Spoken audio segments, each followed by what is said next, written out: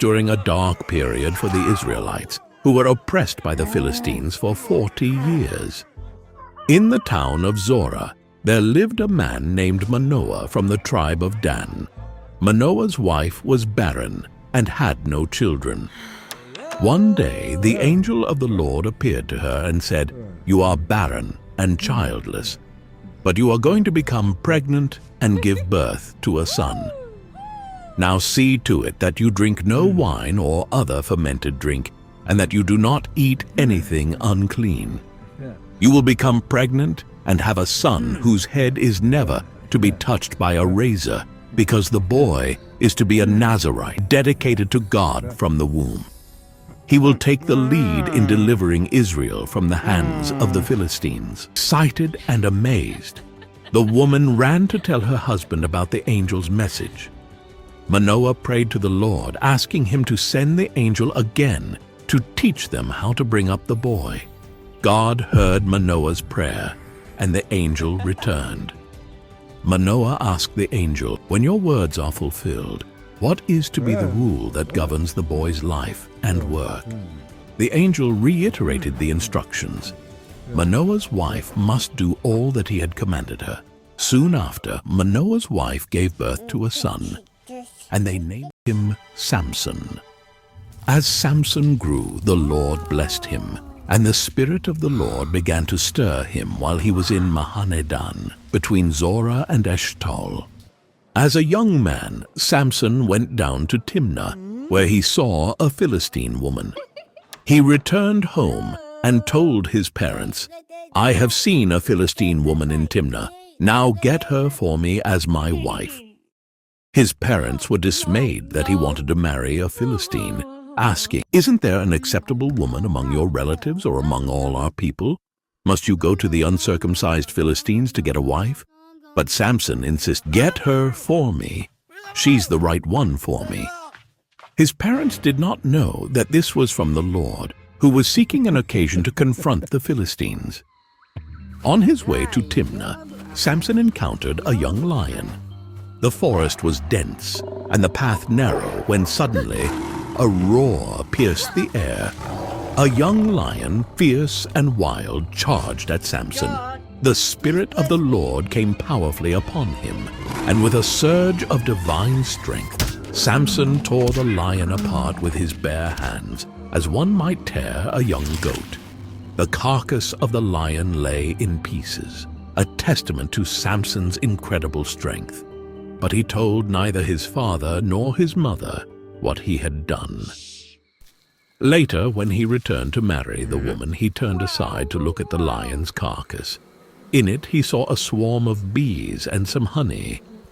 He scooped out the honey with his hands and ate it as he went along. When he rejoined his parents, he gave them some, and they too ate it.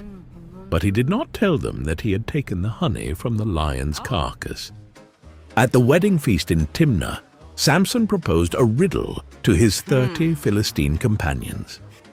"Let me tell you a riddle," Samson said to them. "If you can give me the answer within the 7 days of the feast, I will give you 30 linen garments and 30 sets of clothes. If you can't tell me the answer, you must give me 30 linen garments and 30 sets of clothes." "Tell us your riddle," they said. "Let's hear it." He replied, "Out of the eater, something to eat. Out of the strong, something sweet." For 3 days they could not give the answer. On the 4th day they said to Samson's wife, "Coax your husband into explaining the riddle for us, or we will burn you and your father's household to death. Did you invite us here to steal our property?" Then Samson's wife threw herself on him, sobbing, "You hate me. You don't really love me. You've given my people a riddle, but you haven't told me the answer." "I haven't even explained it to my father or mother," he replied. "So why should I explain it to you?" She cried the whole 7 days of the feast. So on the 7th day, he finally told her because she continued to press him. She in turn explained the riddle to her people. Before sunset on the 7th day, the men of the town said to him, What is sweeter than honey? What is stronger than a lion? Samson said to them, If you had not plowed with my heifer, you would not have solved my riddle. Then the Spirit of the Lord came powerfully upon him. He went down to Ashkelon, struck down 30 of their men, stripped them of everything, and gave their clothes to those who had explained the riddle. Burning with anger, he returned to his father's home. And Samson's wife was given to one of his companions who had attended him at the feast. Later on, during the wheat harvest, Samson took a young goat and went to visit his wife. He said, I'm going to my wife's room, but her father would not let him go in. I was so sure you hated her, he said, that I gave her to your companion.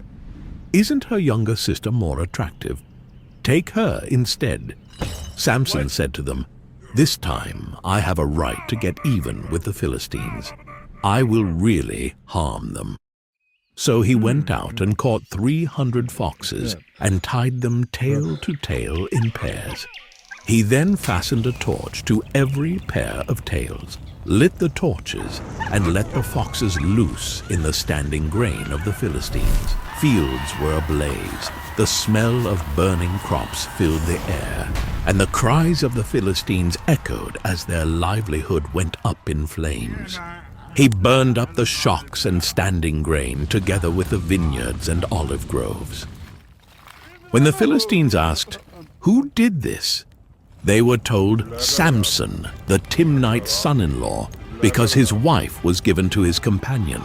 So the Philistines went up and burned her and her father's house down.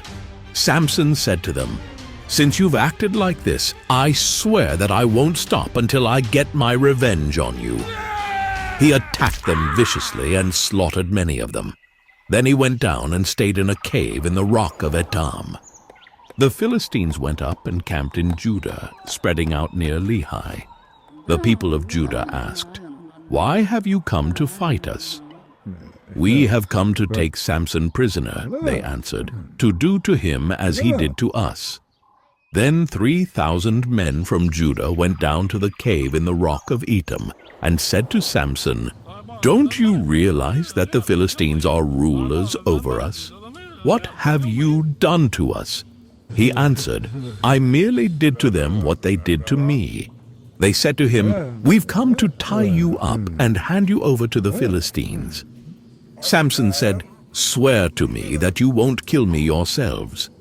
Agreed, they answered. We will only tie you up and hand you over to them. We will not kill you. So they bound him with 2 new ropes and led him up from the rock. As he approached Lehi, the Philistines came toward him shouting. The Spirit of the Lord came powerfully upon him. The ropes on his arms became like charred flax, and the bindings dropped from his hands. Finding a fresh jawbone of a donkey, he grabbed it and struck down 1,000 men. The ground was littered with the fallen. Samson standing tall, bloodied, but victorious. The jawbone clutched in his hand. Then Samson said, With a donkey's jawbone I have made donkeys of them. With a donkey's jawbone I have killed 1,000 men. When he finished speaking, he threw away the jawbone, and the place was called Ramath Lehi.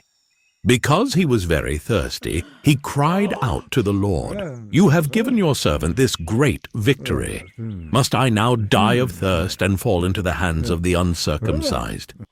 Then God opened up the hollow place in Lehi, and water came out of it. When Samson drank, his strength returned, and he revived. So the spring was called Enhakkore, and it is still there in Lehi. One day, Samson went to Gaza, where he saw a beautiful woman. He went in to spend the night with her. The people of Gaza were told, Samson is here. So they surrounded the place and lay in wait for him all night at the city gate. They made no move during the night, saying, At dawn we'll kill him. But Samson lay there only until the middle of the night. Then he got up and took hold of the doors of the city gate, together with the 2 posts, and tore them loose. bar and all. He lifted them to his shoulders and carried them to the top of the hill that faces Hebron. The sheer power required to uproot and carry city gates was a display of Samson's incredible strength and defiance. Some time later, he fell in love with a woman in the valley of Sorek, whose name was Delilah. The rulers of the Philistines went to her and said, "See if you can lure him into showing you the secret of his great strength, and how we can overpower him so we may tie him up and subdue him. Each one of us will give you 1,100 shekels of silver." So Delilah said to Samson, "Tell me the secret of your great strength and how you can be tied up and subdued." Samson answered her, "If anyone ties me with 7 fresh bowstrings that have not been dried, I'll become as weak as any other man." Then the rulers of the Philistines brought her 7 fresh bowstrings that had not been dried, and she tied him with them. With men hidden in the room, she called to him, "Samson, the Philistines are upon you." But he snapped the bowstrings as easily as a piece of string snaps when it comes close to a flame. Then Delilah said to Samson, "You have made a fool of me. You lied to me. Now, tell me how you can be tied." He replied, "If you weave the 7 braids of my head into the fabric on the loom and tighten it with the pin, I'll become as weak as any other man." So while he was sleeping, Delilah took the 7 braids of his head, wove them into the fabric, and tightened it with the pin. Again she called to him, "Samson, the Philistines are upon you." He awoke from his sleep and pulled up the pin and the loom with the fabric. Then she said to him, "How can you say, 'I love you,' when you won't confide in me? This is the 3rd time you have made a fool of me, and haven't told me the secret of your great strength." With such nagging, she prodded him day after day until he was sick to death of it. So he told her everything. "No razor has ever been used on my hair," he said, "because I have been a Nazirite dedicated to God from my mother's womb. If my head were shaved, my strength would leave me, and I would become as weak as any other man."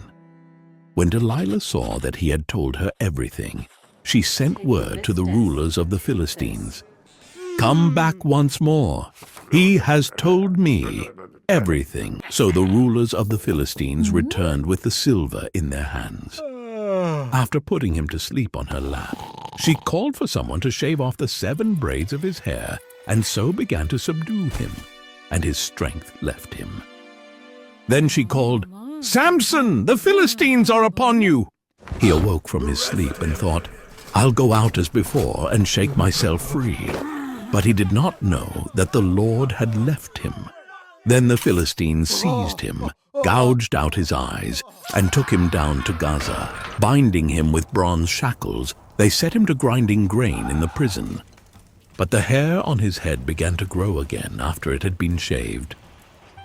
Now the rulers of the Philistines assembled to offer a great sacrifice to Dagon, their god, and to celebrate, saying, "Our God has delivered Samson, our enemy, into our hands."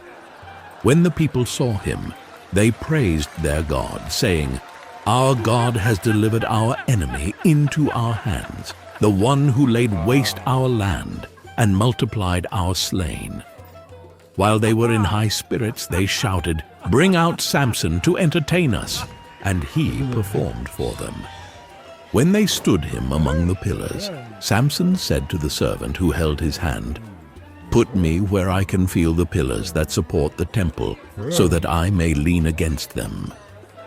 Now the temple was crowded with men and women. All the rulers of the Philistines were there, and on the roof were about 3,000 men and women watching Samson perform. Then Samson prayed to the Lord, "Sovereign Lord, remember me. Please God, strengthen me just once more, and let me with one blow get revenge on the Philistines for my 2 eyes." Then Samson reached toward the two central pillars on which the temple stood, bracing himself against them, his right hand on the one and his left hand on the other. Samson said, "Let me die with the Philistines." Then he pushed with all his might, and down came the temple on the rulers and all the people in it. The ground shook, the walls crumbled, and the cries of the Philistines filled the air as the temple collapsed.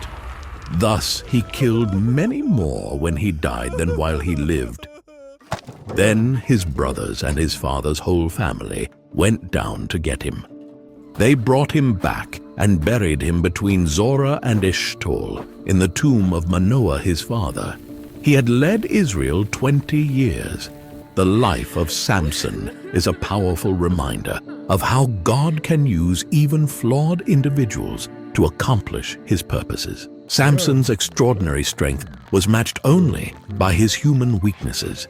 Yet, in the end, he fulfilled his divine mission. Through his life, we learn about the importance of faith, the dangers of temptation, and the ultimate sovereignty of God's will.